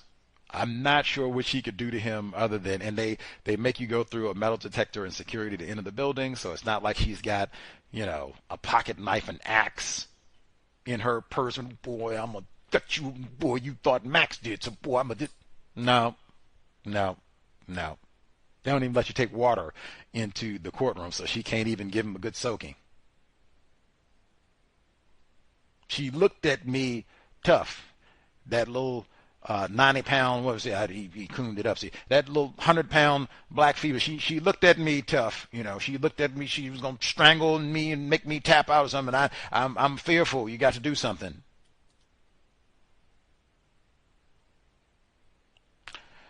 In response, one of her team members, she wrote, this is on Facebook, I shared, she wrote, "In the courtroom, in the beginning of the trial, we were told that we couldn't whisper to each other or use our phones. That's an understandable rule. No problem. Yesterday, we were told we could no longer communicate by writing on a notepad, so don't speak, read, or write." They come up with that no writing and no reading rule for niggers on a frequent basis. We don't do all that writing. I told you, chop a finger off for reading. Got it. In the beginning, they said anyone wearing pink would not be allowed inside the courtroom as it could be seen as a statement to influence the jury.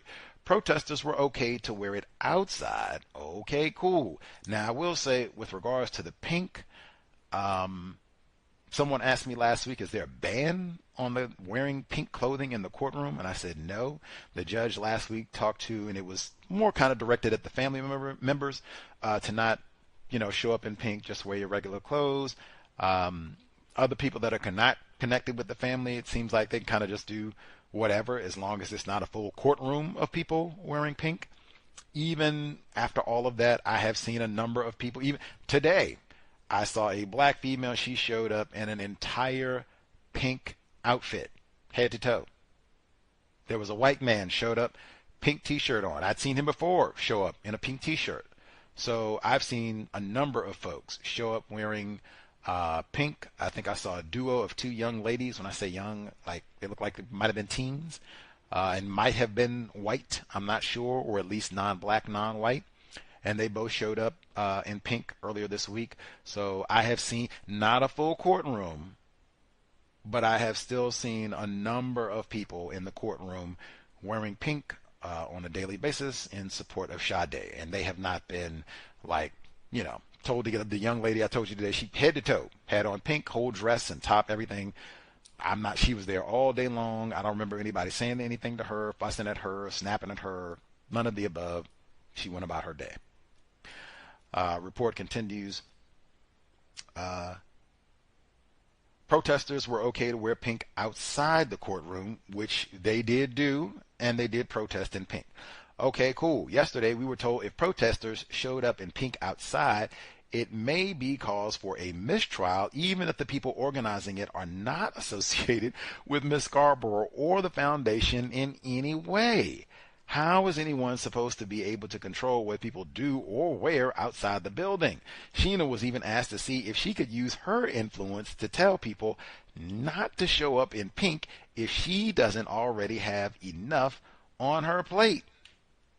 Now that is crazy. I did not know, nor had I heard, because where I saw the people protesting, they were like a block away from the entrance to where we entered the courtroom. So the windows in the courtroom are closed and the shades are down frequently. So you can't even see, like in terms of, you can't even look outside to see what's happening, what's going on. Plus we're up on the 6th floor too. So we're very far removed from street level and the windows are closed. So we can't hear what's transpiring out down on the ground level.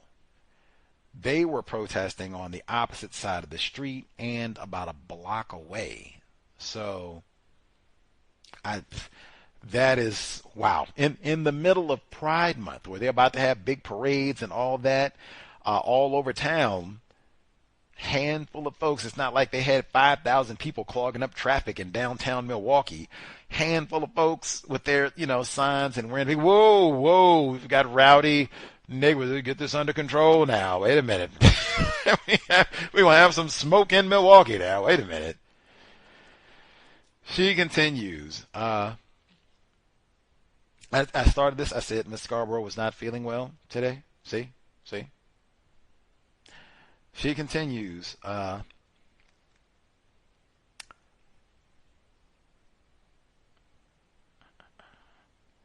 think the thing that pisses me off the most is the fact that Sheena was told if she didn't stop looking so mean at Maxwell, they would remove her. Basically, it doesn't matter if pictures of her daughter's mutilated body parts are being shown. Fix your face when you're looking at the demon who did it. It's not enough that she's already controlling her emotions and suffering silently. Meanwhile, they're letting Maxwell Anderson's stepmother slide after catching her videotaping in the courtroom, which is an arrestable offense. They are supposed to get real serious about the phones. Like, oh man, they have snatched up folks like just because their phone rung or they made the mistake like they were talking to somebody on the phone as they walked in to the courtroom gallery and they said, what? Who? Get out. And then they go out and fuss at you and try and humiliate you and all that. Boy, they get... I was there when she was on her phone. I think she was recording Max's stepmom, white stepmom, and they let her come back. Like, they didn't even boot her out for the day. Like, I told you, got that big sign up there and told you no cell phones in it. You didn't even, get on out of here. You can come back tomorrow and see if you can behave yourself. And they let her come right back in. And for today, now, I don't know what happened. She was sitting on the opposite side of the courtroom, but after lunch, we came in. There was some sort of high-pitched, like there was audio interference happening. And so it went on for about 5 minutes. Like I forgot, but there was a white man on the witness stand testifying. And so he's trying to talk, and it's that beep, real high-pitched beep, beep, beep. And so finally the judge says, okay, we're going to stop it so we have this distraction continuing through, because people were looking around and it was kind of, annoying to a point because it was so high pitched. So we turn around and we're like, it sounds like it's coming from one of the speakers out here in the gallery where we are, spectators. I mean, look, the bailiffs go over. Apparently the stepmom, that I don't know what she had in her pocket. I wasn't sitting right on top of her. I don't know if it was a recording device, but it was one of those things like if somebody is like let's say you got a snitch type of a thing, and the wire that's recording is causing distortion on some of the electronics or what have you in the area where they are doing the recording. It was that type of a thing. But they, went over, identified her. I think they made her get up, go out, whatever, turn that off or do whatever. But I mean, it easily could have been the type of thing where she could have been recording something nefarious with her phone today. I would even say if it was recording the trial, like you need testimony of what was being said, if that's what it is, they have all that. It's on YouTube, it's on court TV. Like, I played sound clips from the trial already. Like, I can't imagine you need to have your own personal recording of someone's testimony. They already got all that. Now, if it's, I need to record who was present in the gallery, like, whoa, that's not correct. Or the jury, like, all of that's incorrect. Now, I have to see, is that something that's arrestable? Because you're not supposed to be doing that either, I don't think. It's other people in there who got criminal charges and, their own court cases who in there. Why are you, snooping on them? Let me see what you up to, Leroy, when your court case going to be. That's just, that, like today, that happened. I would love to know in terms of what was making that noise. What was she doing? Was it something recording? And it disrupted, like, were you breaking rules and it caused a minor disruption in court to the proceeding? That's why I said if I was black, this was Leroy Anderson, not Max, on trial for all this. Nervous. I don't think that we ain't gonna win this one. I'm gonna go and get something on your commissary because we ain't gonna win this one. Max, on the other hand, got a chance.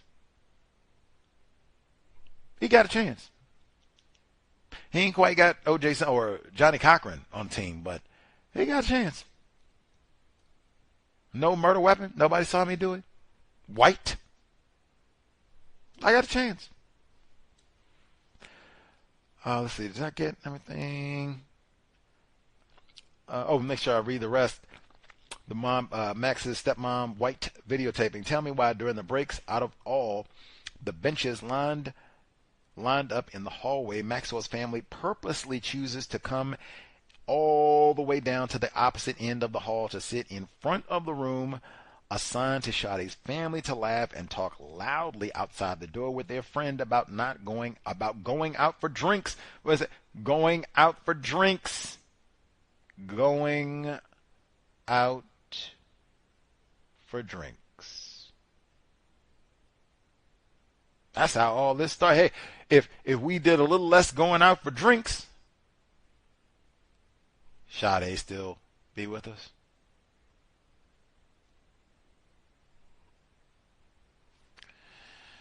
Doesn't get any better than tacky. These are just a few things that I've observed thus far. Let's see how today goes. Stay tuned. Justice for Sade Robinson. But that was just a few days ago.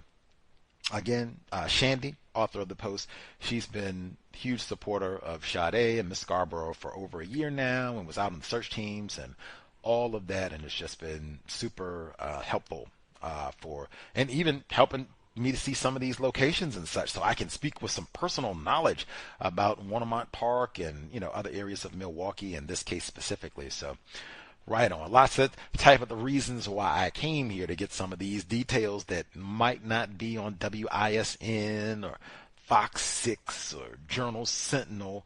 Hopefully helpful for us to get a better understanding of white supremacy racism, what it is, how it works, what it means to be white, and the extraordinary danger we are in, really all throughout the system of white supremacy racism.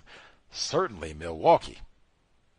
Man, do not mess around. Strictly abide by. Street lights come on inside. Inside. Ain't no negotiate. Ain't no, it's summertime. Hey, have a good time. Street lights come on inside. You don't want to go to the bar? Is it inside? Be here Thursday. Day 8. Sade C. Robinson murder trial. If you've been following along, let us know. And really, if we got folks, if you have discussed this matter with your offspring, I know we heard from Z's mommy a while back. If you talked about this case with your offspring, or they brought it up with you, or what have you, let us know. What does that conversation sound like? What do you try to emphasize with them? Are they receptive? Do they grasp it? Man, that's Max. That's 1 in a million.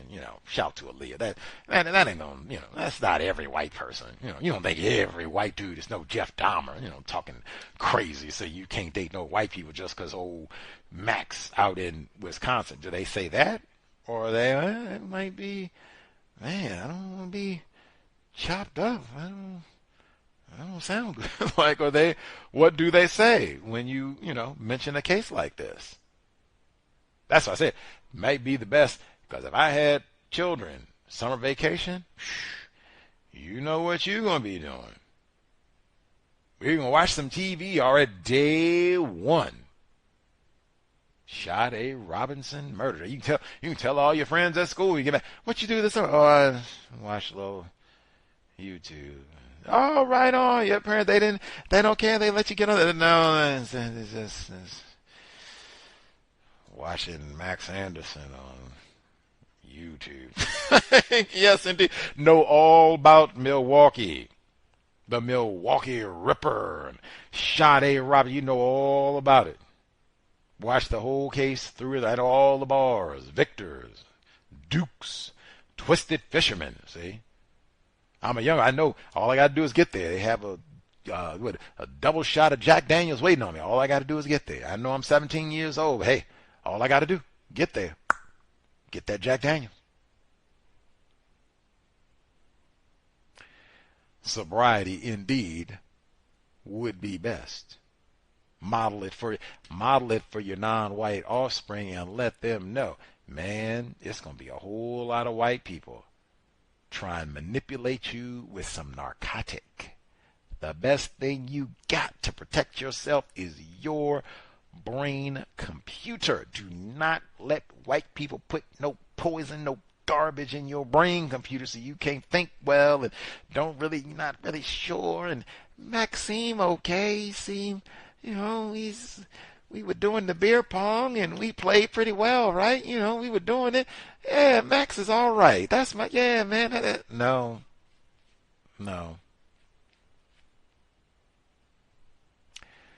We'll be here on Thursday, day 7. Sade C. Robinson murder trial. Again, pray for Miss Scarborough. Pray for Adriana, Sade's sister. The foundation, you can visit SadesVoiceFoundation.com, SadesVoiceFoundation.com. If the coverage, Gus T's coverage of the trial, time here in Milwaukee has been constructive, hit the blog racism-notes.blogspot.com, racism-notes.blogspot.com. PayPal button in the top right corner. You'll see the links for PayPal, Cash App, and Venmo directly beneath. Hopefully worthy of your time and energy. Again, enormous thanks to all of the investors, so generous. Could have been buying family tickets. They could have did a family reunion to go see Sinners, right? Love them some Ryan Coogler more than the cows. Much obliged to all the listeners. Chipped in to make sure Gus T could get out here and hopefully do constructive work for everyone involved, not just me out here being sleep deprived and traumatized and scared of the water to then do a bunch of fool talk about Sade Robinson. I think she deserved better, right? More sobriety.